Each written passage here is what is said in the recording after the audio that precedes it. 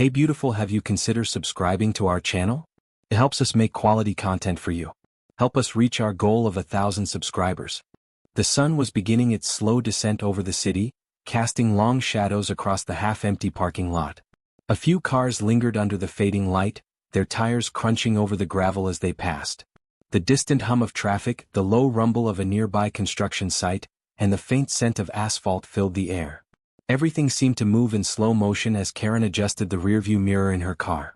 Her fingers tightened around the steering wheel as she prepared to leave the lot, the culmination of a long, exhausting day weighing heavily on her. Karen's sharp eyes darted across the lot as she surveyed the area. Her gaze locked onto a man standing near the entrance, a homeless figure huddled in a torn coat, his clothes weathered and stained.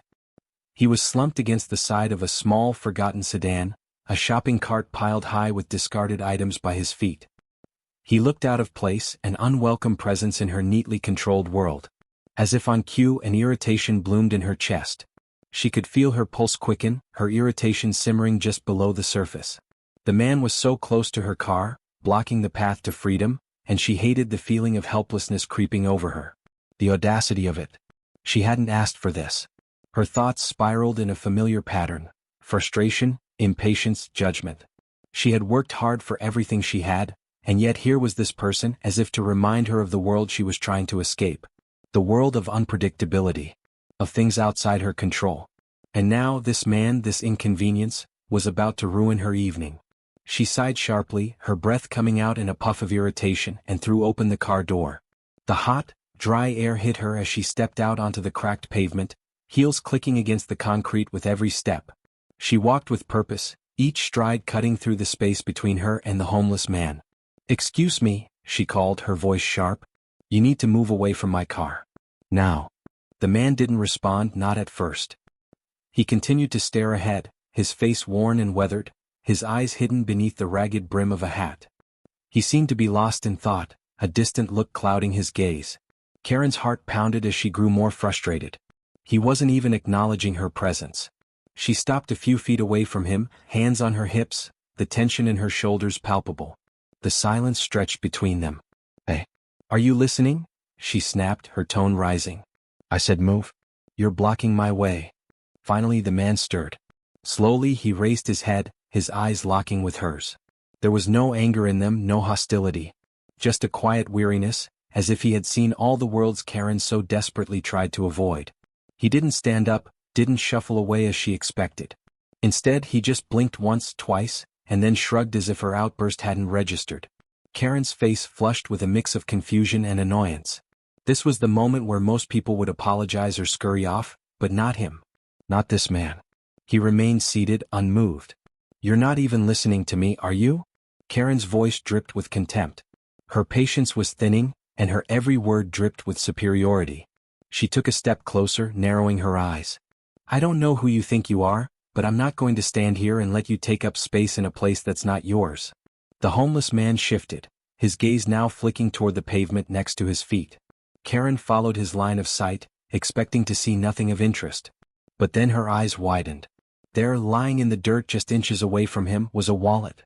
Her wallet. Her pulse surged, a mix of disbelief and anger flooding her chest. "Is that—" Karen's voice faltered. She stepped forward quickly, her hand outstretched toward the object, as though claiming it before he had a chance to react. The homeless man, who had remained so eerily still, now moved, just enough to retrieve the wallet from the ground, his fingers brushing against the leather before he held it up. Her heart skipped a beat. That was her wallet. The same one she had misplaced earlier that morning. Her initial annoyance morphed into a strange cocktail of anger and panic. "You stole this, didn't you?" Karen's voice was sharp, accusatory. She could feel her cheeks burn with a rising wave of indignation. "You're trying to take what's mine, aren't you?" The homeless man didn't flinch. Instead he looked up at her, his eyes calm. He said nothing for a moment, then slowly, deliberately, he opened the wallet and revealed the contents. It was her credit card, her ID, and a few folded bills, all in perfect order. He extended the wallet toward her. "Did you lose this?" he asked quietly, his voice rough yet steady. Karen's stomach twisted in knots. The world around her seemed to slow, the sounds of the city fading into the background. For a brief moment, it felt like time had stopped. She could barely form a coherent thought, her brain scrambling to reconcile this image of calm and politeness with the anger she had expected. This was not how it was supposed to go. She was supposed to be the one in control. She reached for the wallet with trembling fingers, her hand shaking as she grasped it from his grasp. The moment it touched her skin, something inside her snapped. Her face flushed with humiliation, a burning shame spreading across her chest. She wanted to say something, to apologize, but the words didn't come. Instead, she pulled the wallet close to her body, her mind racing for a way to salvage the situation. How could she explain this? How could she make it right? The crowd of onlookers nearby was starting to grow, their eyes trained on the scene unfolding between them. Her pride, her desperate need to be right, kept her from acknowledging the truth. There was no apology in her, no recognition of the kindness that had been extended to her. Just the cold, familiar grip of entitlement.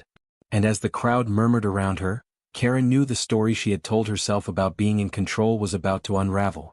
Karen stood frozen for a moment, the wallet clutched tightly in her hand as her mind scrambled to regain control.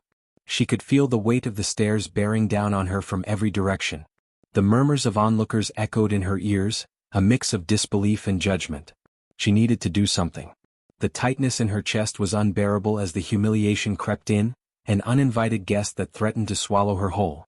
Her mind raced.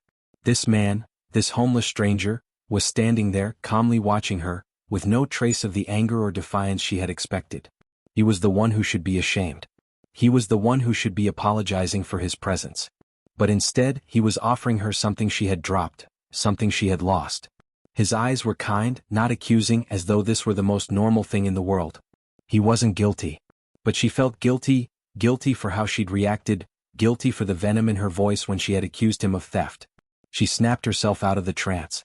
The frustration was mounting again, but this time, it wasn't directed at him, it was directed at herself. She couldn't let this man make her look weak. Not in front of the crowd. Not in front of the people who had seen her rage, her entitlement, her unfair accusations. She had to spin this. She had to turn the tide. With a forced smile, Karen straightened up, her shoulders stiff and her posture rigid. She took a deep breath, ignoring the pit forming in her stomach. "You should be more careful with things like this," she said, her voice still sharp but attempting to smooth out the edges. "It's not like you even belong here. People like you don't just go around handling other people's things." The homeless man didn't flinch. His gaze remained steady, unwavering. He seemed unbothered, almost impervious to her words. He didn't retaliate, didn't snap back. He simply waited. Karen's heart thudded in her chest. Her words felt hollow. She could see it now, the disdain in the eyes of the bystanders, the way they were looking at her like she was the one in the wrong. There was no way she could win them back now, not after the scene she had caused. Her fingers tightened around the wallet as she struggled to regain the semblance of control she had once had. Then, as if on cue, a voice from the crowd broke the silence. "Are you seriously accusing him of stealing your wallet? He's just trying to return it to you." The voice came from a young woman, standing a little to the left, her arms crossed as she observed the situation. The others around her nodded in agreement, their expressions a mixture of amusement and judgment. Karen's face flushed even deeper. "It's not like that," she snapped, but her voice wavered, betraying her frustration. "He should have handed it over to security or called the authorities. He shouldn't be lurking around here doing whatever it is he's doing." The homeless man didn't respond to the crowd. Instead, he slowly began to stand, his movements deliberate, almost slow motion. Karen watched, every fiber of her being on edge. He was so calm, so steady. It infuriated her. Why wasn't he reacting? Why wasn't he apologizing? When he stood fully, he straightened his coat and looked at Karen with a quiet, almost resigned expression. "I'm not here to cause trouble," he said, his voice low and gravelly but firm. "I'm just trying to return what's lost." The words stung, the reality of them sinking in. There was no malice in his tone, no anger. Just an undeniable truth, he was not the villain here. She was. Karen's mind spun. This wasn't how it was supposed to go. He was supposed to be the one who made the mistake, the one who needed to apologize. She wasn't supposed to be the one caught in the lie. Her carefully crafted image, the one she had spent years perfecting, was slipping away. Before she could respond, someone from the crowd spoke up again, louder this time. "I think you should apologize. That's pretty embarrassing. Everyone saw you shout at him like that." The words felt like a slap to her face. She turned sharply toward the speaker, a man standing nearby with his phone raised, the camera aimed directly at her. The little red recording light blinked on. Her stomach sank. The video. The moment was being captured. It was too late. There was no taking back the words she had said, no erasing the way she had acted. The video would go viral in a matter of minutes, and everyone would see how she had humiliated herself. She could already imagine the captions, the memes, the comments. She needed to stop it. She needed to control the narrative. With a sharp breath, Karen turned back to the man, her voice now a forced sweetness. "I'm sorry for the misunderstanding," she said, the words tasting bitter on her tongue. "But you shouldn't be here bothering people. You shouldn't have taken my wallet in the first place." He didn't blink at her false apology. Instead, he simply shook his head. "You lost it." "I was just returning it," he said again, this time more matter of fact. "I don't need your apology." The words stung, but they were the truth. The crowd was still recording, and Karen could feel the pressure mounting. She had to do something. She couldn't just stand there and let him have the last word. "Fine," she said, voice rising again, trying to mask the unease creeping in. "But that doesn't mean you're in the clear. You should have been more careful." She tossed the wallet into her purse with a sharp motion. "Just don't make it a habit of coming around here." The homeless man remained silent. He didn't try to argue, didn't retort. His calmness only made Karen feel more desperate. She had expected him to back down, to apologize, to let her win. But he didn't. Instead, he simply nodded. And as if on cue, he turned and began to walk away slowly, his shopping cart rattling behind him. The crowd parted to let him pass, their eyes still on Karen, still judging. Karen stood there, her face flushed, heart pounding. The video was out there now, the damage done. The humiliation felt like a weight settling deep in her chest, and no amount of denial could make it go away. The story had already started. Her version of events, twisted and misrepresented, was already being spun. And there was nothing she could do to stop it. The following morning, Karen couldn't escape the gnawing feeling that had settled deep within her. Her head pounded as she scrolled through her phone, the notifications flooding in with every swipe. It was worse than she had anticipated. The video was everywhere. The footage from the parking lot had already gone viral. In every corner of the internet, people were calling her out, shaming her for the way she had treated the homeless man, accusing her of entitlement, of being an arrogant bully. She couldn't believe it. Every time she opened a new post or comment, her face flushed with a wave of anger, then humiliation. Her pride had taken a hit. The carefully crafted life she had built, the one where she always remained composed, had shattered in a matter of seconds. The crowd had seen her for what she truly was, a woman too wrapped up in her own world to notice the humanity of others. Her phone buzzed again, this time with a text from an old friend. "Saw the video, wow. Not a good look. I hope you're okay." Karen scoffed at the message. She didn't need pity. What she needed was to fix this. But how? The viral post had painted her as the villain, the entitled woman who felt above everyone else. And the more she scrolled, the more the comments piled up. "Karma's AB asterisk asterisk asterisk dot. Asterisk, how about you go buy him a meal instead of yelling at him? She doesn't even realize what a joke she looks like." It felt like a punch in the gut each time she saw another cruel remark. Karen was no stranger to criticism. But this was different. It wasn't just an insult hurled at her appearance or her career. It was about her character. It was about who she truly was. The woman who lived in her pristine bubble, oblivious to the world outside her perfect little circle. And now everyone knew. She had to do something. Something drastic. She couldn't just sit here and let this continue. She wasn't going to let one mistake destroy her reputation. She needed to fight back. But the question was how. A plan began to form in her mind, and as it took root, she found herself grinning, albeit a little twistedly. She would use the very thing that had embarrassed her, the viral video, to her advantage. She would turn the tables. She would make sure that she was the one on top, that she had control of the narrative. If the world wanted a spectacle, she would give them one. Her first step was simple: damage control. Karen needed to get ahead of the story. If she could put out a statement, something calculated and controlled, she could spin the situation in her favor. She needed to show the world that she was self-aware, that she was a good person who just got caught in a bad moment. And then she would make sure that everyone knew that she had done the right thing. She spent the next hour composing the perfect post. It was carefully worded, apologetic but not too weak. She crafted it like a lawyer preparing a case for court, every sentence designed to serve her. She didn't mention the homeless man by name, but subtly she alluded to how misunderstood the situation had been. "We all have our moments of weakness," she wrote. "Yesterday was mine. But I will not let this moment define me. I will learn, grow, and make it right. She included a hashtag making it right. She hesitated before hitting post, her thumb hovering over the screen for a moment. What if it wasn't enough? What if people saw through her carefully constructed words? But then she pushed the doubts aside. The world was watching. And the world needed to see Karen as someone who fixed things, not someone who wallowed in shame.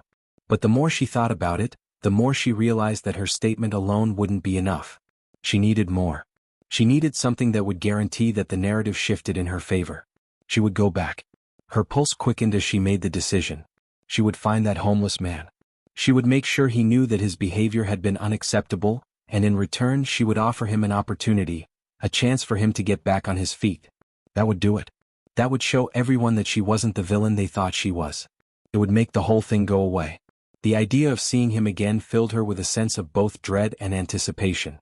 She couldn't explain it, but there was something about that man's calmness, his unflinching resolve, that made her feel small. He had humiliated her in a way she couldn't quite comprehend. His silence, his refusal to apologize, had pried open a part of her ego she didn't know existed. Karen drove back to the parking lot where it had all happened, the echoes of the crowd's judgment still lingering in her ears.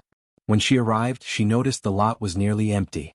The homeless man's shopping cart was gone, but there was no sign of him. Her heart sank. Had he already left? Was this part of the universe's twisted plan to mock her further? Just as she was about to turn around, she saw him, a figure sitting on the sidewalk near the corner of the lot. He was hunched over, the same worn coat draped over his shoulders, his eyes fixed on the ground. Karen took a deep breath, steeling herself for what was to come. She didn't know why she felt so uneasy, but she had to follow through. She couldn't back down now. She approached him slowly, trying to steady the trembling in her hands. "Hey," she called, her voice more tentative than she had intended. I wanted to talk to you." The man looked up, his expression unreadable, his eyes hollow but not unkind. He said nothing, waiting for her to continue. "I know what you must think of me," Karen began, her words tentative but gaining strength as she spoke. I acted out of line yesterday. I didn't see you. I didn't see the situation for what it was. And I'm sorry for that." The man didn't respond, but his gaze softened just slightly. Karen pressed on. "But I also want to make this right. I know it doesn't change what happened, but I'd like to help you. If you're willing, I could give you something to get you back on your feet." The words hung in the air between them, heavy with unspoken implications. Karen felt a flicker of hope as she waited for him to respond. The man's gaze lingered on Karen for a moment, his eyes unreadable. There was no anger, no judgment in them, just an emptiness that seemed to reach beyond her, beyond the present moment, to something much deeper. He was silent, and Karen, despite the well-prepared words in her head, suddenly found herself unsure. The realization hit her hard. This wasn't just about an apology anymore. This wasn't about saving her reputation. She had walked into this encounter with one goal: control. But the calmness of this man, the way he held himself as if he'd seen the worst of humanity and still chose to remain untouched by it, forced her to confront something more uncomfortable.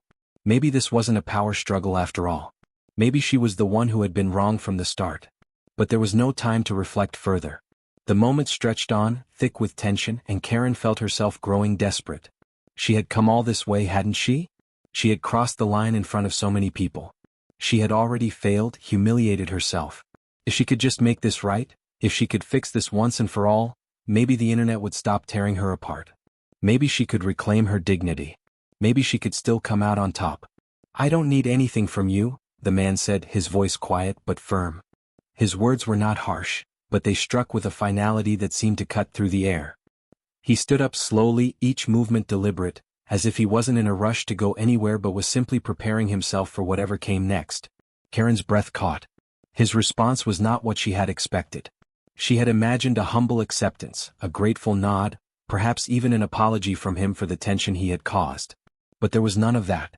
Instead, he was offering her nothing but his indifference. Her mind raced. She couldn't stand this. She had done everything she could to redeem herself. She had come back here to offer help, to fix things, but this man wasn't accepting it. It was as if he was rejecting her offer without even thinking twice. "I'm trying to make it right," Karen said, her voice edging with frustration, a sharpness creeping in despite herself. "I don't know what you want from me, but I came here to fix the mistake I made. I'm offering to help you." He took a step back, his eyes narrowing ever so slightly, and Karen felt a chill spread through her. It was like he was seeing right through her, like her words meant nothing. He wasn't playing into her narrative. He wasn't giving her the satisfaction of being the bigger person. "You didn't make a mistake because of me," he replied, his words deliberate. "You made a mistake because of you.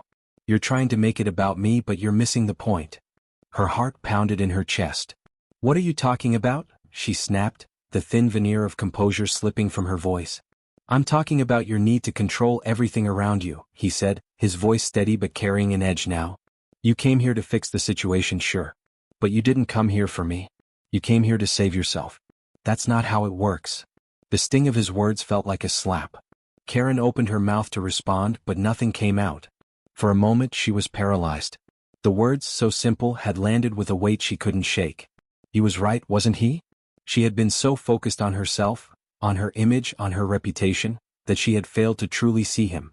She had assumed she could buy her way out of this, that helping him would somehow fix the broken pieces of her life. But in doing so, she had only reinforced the very thing he was accusing her of, a need to control. The realization was bitter. She had failed to grasp the true lesson, the truth that was staring her right in the face. She had wanted to fix things on her terms, not on his. The homeless man stepped closer now, his eyes still fixed on hers. "You don't have to fix me. You need to fix yourself." He paused, letting the words sink in. "I'm not the problem, Karen. You are." Karen's breath hitched, her heart racing in her chest. For a second everything went still. The world around her, the streets, the parking lot, the other cars, seemed to disappear as the weight of his words settled into her bones. She wanted to argue, to shout, to deny the truth of what he was saying, but she couldn't. She couldn't because she knew deep down that he was right. It wasn't just about the video or the people watching her. It wasn't even about the man standing in front of her. It was about her. The way she had built her life around control, around appearances, around what others thought of her. The very thing she had prided herself on, the perfection, the image, the facade, was the root of her pain. Her hands trembled, the anger and shame mixing into a choking knot in her throat. She wanted to lash out, to prove him wrong, to do anything but face the reality he was offering her. But in the quiet of that moment, something shifted in her. She realized that if she didn't confront the truth now, if she didn't make the change within herself, she would never escape the cycle of self-destruction that had defined her. "I'm sorry," Karen whispered, the words barely audible but sincere. She had no more bravado left, no more defenses. She was exposed raw. "I've been so focused on me, on fixing what's broken in my life by fixing everything around me. I didn't see you. I didn't see how wrong I was." The homeless man nodded slowly, his eyes softening just a fraction. He didn't offer words of forgiveness, but he didn't need to. His silence spoke louder than anything he could say. Karen stood there for a moment, feeling the weight of her failure but also the possibility of redemption. She couldn't change the past, but she could change what came next. And for the first time in what felt like forever, she didn't feel the desperate need to fix everything. She just needed to let go. Without another word, the man turned and began to walk away, his shopping cart rolling softly behind him. Karen stood still, watching him go, the weight in her chest lifting, replaced by something far more difficult: clarity. In that moment, Karen understood. The redemption she had been searching for wasn't about the world forgiving her. It was about forgiving herself, and facing the truth no matter how hard it was to swallow.